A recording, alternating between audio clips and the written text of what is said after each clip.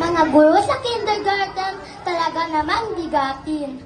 Sa pagtuturo ng mga bilang, mga letra, iba din. Sa inyo unang natuto, sa murang isipan ko. Kaya naman salamat mga guro ko. Teacher Cristel, Teacher Monique, Teacher Erica, iba ka.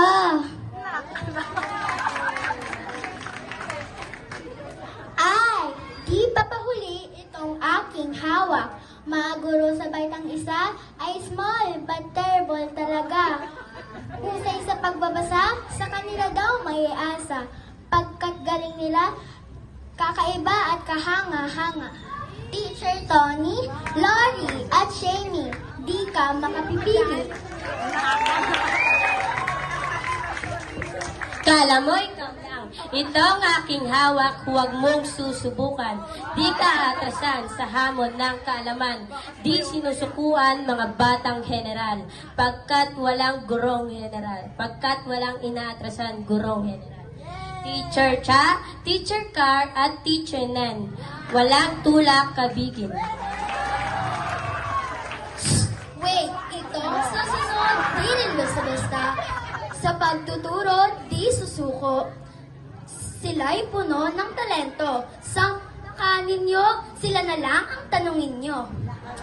Ma'am Alvi, Ip, Min at Lorna, saludo ako sa inyo.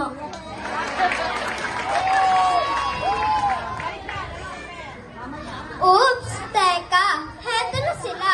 Sir Allen, Teacher Jelly, Paz at Nori. Di rin sila papahuli. Ang husay at galing talagang ipinabahagi sa mga bata, sa mga kapwa-guro, pati idadagdag pa si Teacher Ping at si Teacher Shi. Di ka ba naman mawili?